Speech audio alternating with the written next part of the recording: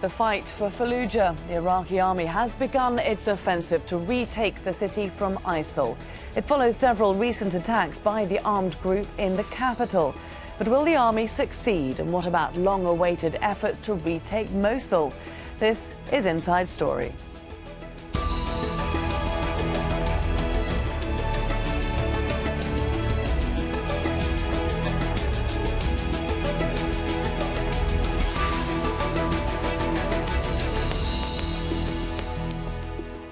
Hello there and welcome to the programme. I'm Laura Kyle. The Iraqi government says it has begun an assault on Fallujah, the first Iraqi city to fall to ISIL back in January 2014. Few expect it to be an easy fight. The city has long been surrounded by government forces, and ISIL has had time to dig in and bolster its defences. But its recapture would build on a series of recent victories against ISIL and leave Mosul as the armed group's only remaining foothold in Iraq. So lots for us to discuss, but first here's Omar Al-Saleh setting things up from Erbil. Iraqi government forces backed by various Shia militias known as the Popular Mobilization Forces are attacking Fallujah from 6 fronts. They are trying to retake control of the city from ISIL. Prime Minister Haider Abadi, who is also Commander-in-Chief, is supervising the offensive. We are here to announce that the Iraqi flag will soon be flying in the sky of Fallujah. Today we will tear down the black flags of these despicable strangers who abducted this dear city.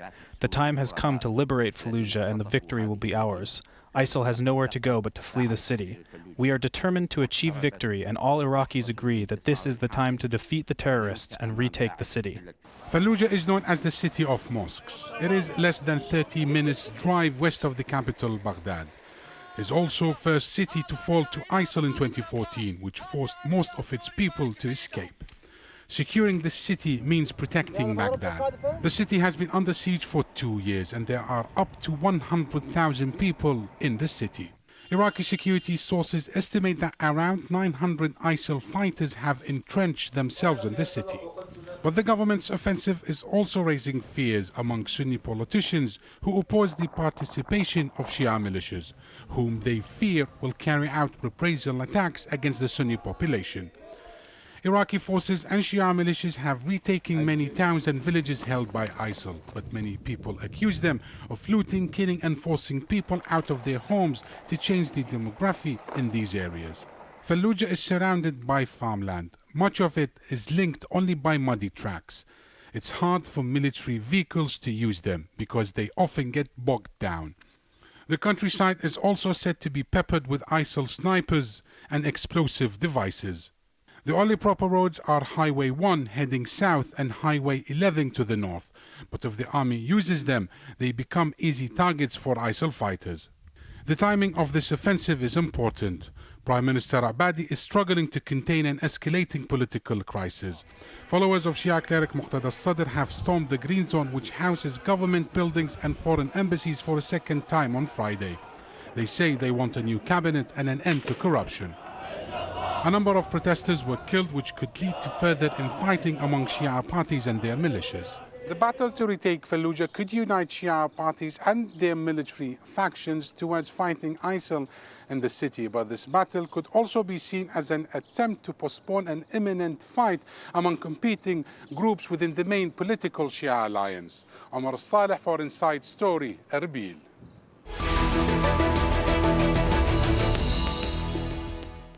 Well, ISIL has lost some territory in Iraq over the past few months, but it still does hold this part of northern Iraq, and it includes Mosul, the second largest city in the country. The military has promised to get it back by the end of the year. Fallujah is in the south. It's an isolated safe haven for ISIL, but it's important because it's less than 100 kilometres from the capital, Baghdad. Let's bring in our guests now. In London, we have Matthew Glanville. He's a former British soldier who fought in Iraq. He also served as a special advisor to the Governor of Anbar Province. In Beirut, we have Renad Mansour.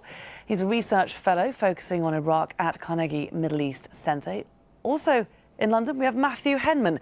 He's head of the IHS Jane's Terrorism and Insurgency Centre. Welcome, all of you. Thanks very much for being with us here on Inside Story. Renad Mansour, if I can start with you. A battle for Fallujah. Are you surprised to hear that this is now the government's target when it was thought that it would be Mosul next? Yeah, I think in most cases, Fallujah was put on the back burner.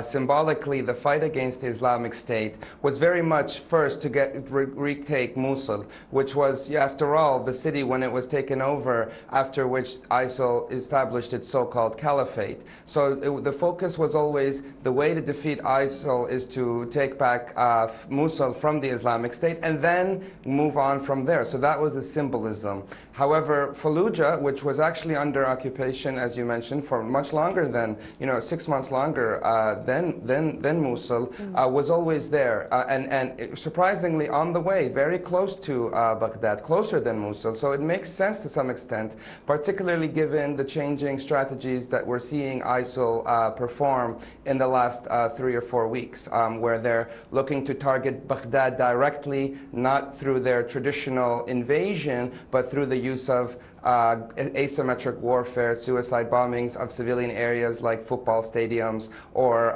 markets. Matthew Glanville, do you agree with that? Does it make sense for the Iraqi forces to be looking at Fallujah now? It does. I mean, Mosul is a significantly bigger city and is a significantly harder nut to crack. And certainly American military opinion is slightly sceptical about the Iraqi army's ability to retake Mosul this year. I mean, Fallujah, I suspect, has been taken partly in response to political pressures in Baghdad, but also because of the recent spate of suicide bombings in Baghdad. Fallujah is about 35 miles from Baghdad and is part of the Sunni boundaries or sort of suburbs to Baghdad. And there is an argument that Fallujah, even though it's been surrounded by Iraqi forces, will have played a role either logistically or planning in the spate of suicide bombs within Baghdad over the last week or so. Matthew Henman, do you think, though, that Fallujah is also a hard nut to crack? Well, a lot of that's going to depend on how much the Islamic State wants to put into keeping the city. We've seen in cities like Tikrit and Ramadi, the group left behind a core group of fighters to not only defend or hold the city, but to hold off the attacking forces for as long as possible, to inflict as many casualties as possible on the advancing security forces. In Fallujah, it may have left behind a much larger force to try and hold the city for far longer and to try and make the fight a much more concerted effort from the Iraqi security forces. Even if they've just left a small core, it'll be no easy fight for the Iraqi security forces. But if they're determined to make Fallujah a tough fight for the advancing forces, it'll be a very hard nut to crack indeed. Do you think that ISIL does want to keep Fallujah at all costs? I think Fallujah is highly symbolic, not just for the Islamic State, but for Sunni Muslims in Iraq in general. It's always been seen as a symbol of resistance, if not just to the American invasion and occupation of Iraq, but also now to the perceived Iranian domination of the perceived Iranian domination of the Shia-dominated government in Iraq. As such, it has a highly symbolic propaganda value to the Islamic State, not least as my fellow guest stated, being the first proper city that fell to the Islamic State in early 2014. Renad Mansour, the Iraqi Prime Minister, has already hailed big successes by his troops in this offensive, less than 12 hours after he announced its start. I mean, how difficult do you think this battle is going to be? I think it will be difficult. It's very close. Fallujah has been under the Islamic State for the longest out of all the cities. It's very close, but again, it's been, as the guest mentioned, one of a quagmire. It's always, occupiers have always had issues really winning over Fallujah, winning the hearts and minds of the residents. And that's really the issue here. You may be able to take on a day or two, take an area, lose an area, but if you're looking for a more long-term solution where you could retake Fallujah and bring back the system of governance that was there in the late 2008 onward, before it fell, you really need to convince the population to, that this is better alternative for them than what the Islamic State has offered them. And to do that, this is also, you'd have to enforce a political solution to win back their trust. Matthew Glanville, I just want to stick with the sort of logistics of winning Fallujah for a moment. You are a military man. Urban warfare, when we look at it, especially in a city like Fallujah, it's got lots of tall, high buildings that ISIL can use as snipers, narrow alleyways. How does one go about battling under these conditions? It's very, very difficult. I mean, Islamic State has had 2 years to dig in and has perfected the very small unit tactics based on snipers, IEDs, and in some cases suicide bombers. We saw in Tikrit and Ramadi that the Iraqi government kept proclaiming victory in the town, but only for small groups of Islamic State fighters to pop up elsewhere within the town or elsewhere amongst the civilian population. So it's very, very difficult. I mean, you can, as happened in Ramadi, simply bombard or flatten a town. But the problem is you have relatively large numbers of civilians, I mean certainly in the tens of thousands still in Fallujah. And the other point is that you, at some point, even if you've demolished a town, you have to go in and control ground. And certainly from Tikrit and to some extent Ramadi, we saw small pockets of Islamic State fighters popping up continually and often making the Iraqi government look slightly foolish because they would say, look, we've won, we've taken this town, we're in control. And then suddenly a small, probably no more than 3 or 4 strong groups of Islamic State fighters would pop up, and it would look like the Iraqi government was lying when it said it had full control. And I suspect we'll see the same here, that the Iraqi government can take Fallujah, but can it then hold Fallujah? And I think there'll probably be a period of 2 or 3 weeks where we see lots of small-scale engagements carrying on within Fallujah. And during that period, when you're hearing of civilians being told if they can't leave, which they don't seem to be able to raise white flags in the places where they are as a way of protecting them from the battle, I mean, is that a tactic that could work? It's not very likely to, because if you're an Islamic State fighter and you see an area with a white flag on it, you're either going to go and deal very harshly with the people there, or you're going to use it as a fighting position. And I suspect the Islamic State would use those areas as fighting positions. And the one thing I would say here in relation to the role of the Americans is that the Americans are involved. They have a targeting capacity that the Iraqi army and the Shia militias lack. So actually, one cause for some hope in terms of civilian casualties is that American air power can target small groups of Islamic State fighters much more effectively than anything that the Iraqi government or the Shia militias have. OK, I wanted to talk a little bit more about the US involvement. Matthew Henman, the US is offering air support, but how useful is air support in these kind of urban environments when you're talking about urban warfare like this? Well, I think it's extremely important to support forces on the ground who maybe don't have the capabilities in terms of urban fighting that the Islamic State do, in terms of tried and tested tactics and experience of those kinds of close-quarter urban fighting exchanges. Unfortunately, what that tends to lead to is an over-reliance on air support, and as has happened in previous cities which have been recaptured in Iraq, these towns tend to get rather flattened. And unfortunately, if you're trying to win over the local population, to demonstrate to the substantial and overwhelmingly Sunni population of Fallujah that it's in their best interest to support the government, if they're returning to a city that's been half flattened by American airstrikes and Shia militia artillery, that isn't the finest way to persuade them of that. Renad Mansour, as we've been saying, Fallujah is a Sunni stronghold. To what extent is the population, if it's not a supporter of ISIL, perceived to be supporters of ISIL? Well, I mean, you would have a significant chunk supportive of ISIL.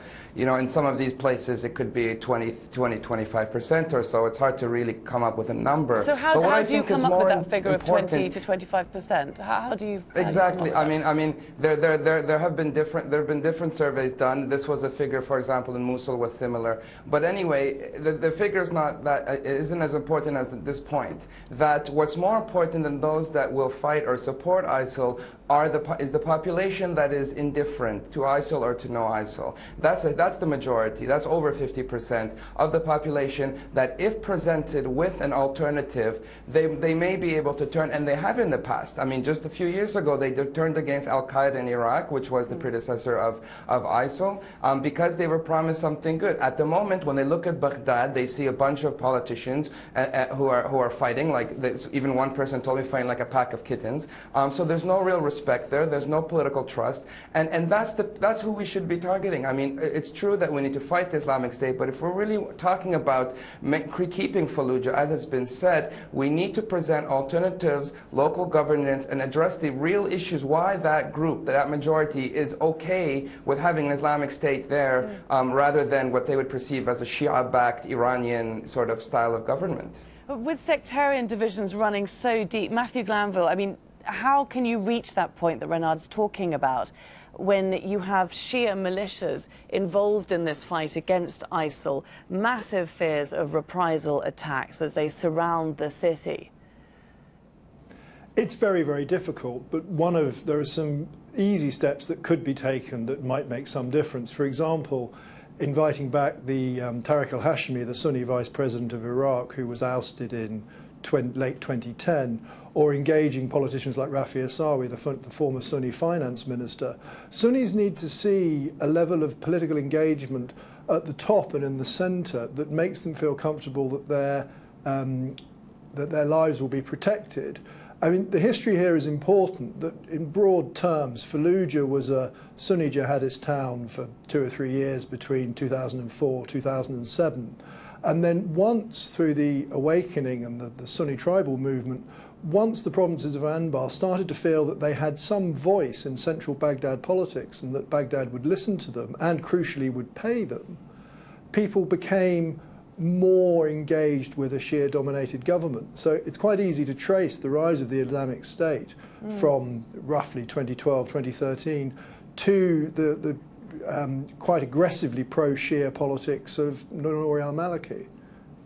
Matthew Henman, do you think we're likely to see the government addressing the bigger picture here, these sectarian divisions that drive populations away from the government's Sunni populations?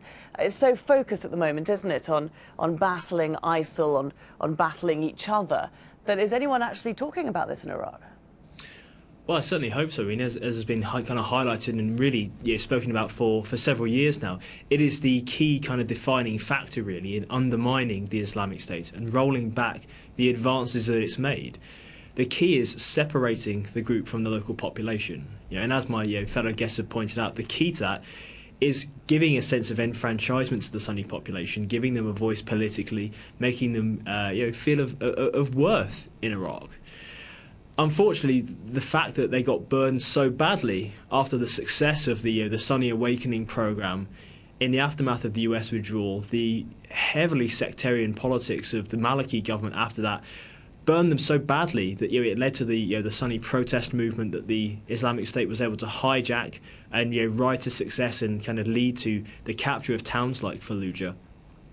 In the aftermath of that, and the kind of, in a way, what will be portrayed as a betrayal and felt as a betrayal by, the key Sunni notables in these areas, it's going to be even more difficult now to persuade them, to get them back on board, to trust the Iraqi government again. To take them at their word and say, okay, well, this time, how can we trust that once the Islamic State is defeated now, that once you're back in control of these towns, that the same old policies won't come back to roost again? Renad, we can look, can't we, at Ramadi as an example. That was liberated by the Iraqi forces last year. It took months of vicious fighting. Can we learn any lessons from that battle and its aftermath? Has there been any attempts at reconciliation there?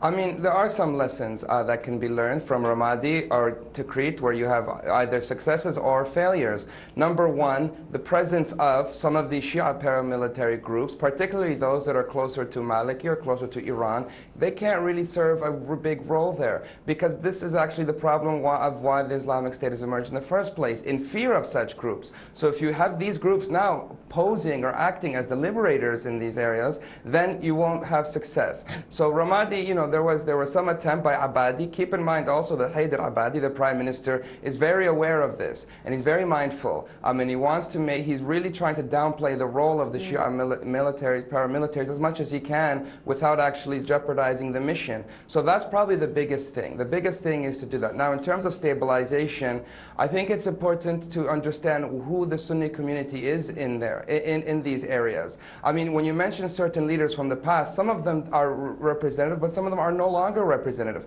You have emerging leaders who have emerged in this massive crisis. We need to understand who these leaders are and engage with them and provide for, as has been mentioned, local autonomy and rents, revenues to these leaders so that they can build the capacity and rebuild basically their cities. And Ramadi might be an example of that. But Fallujah will be much more difficult given its history and given how long the Islamic State has been able to hold it.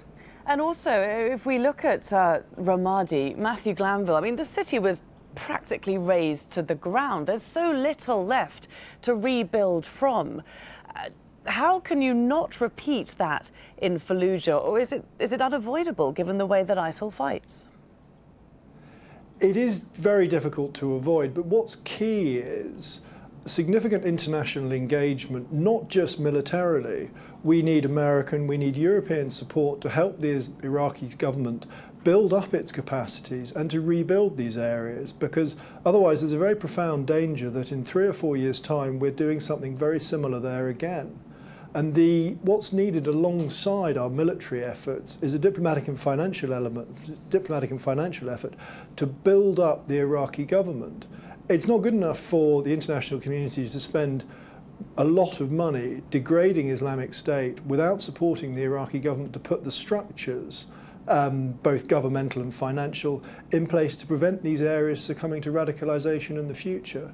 We need to be helping the Iraqi government to build its capacity, as I say, militarily and otherwise. And as part of that engagement, we can perhaps encourage the Iraqi government to take a less anti-Sunni or pro-Shia line. Matthew Henman, just looking forward to Mosul as our time draws to a close.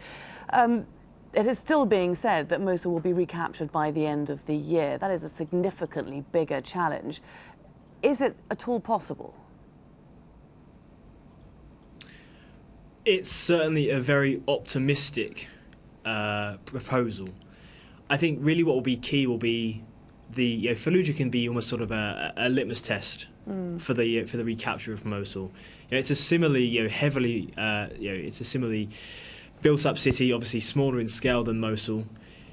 If the capture of Fallujah goes very smoothly, if the civilian losses are low, if the amount of infrastructure damage from airstrikes from artillery is relatively low, if the operation can be seen as a success, then we can be fairly optimistic about, or more optimistic, shall I say, about the prospects for Mosul.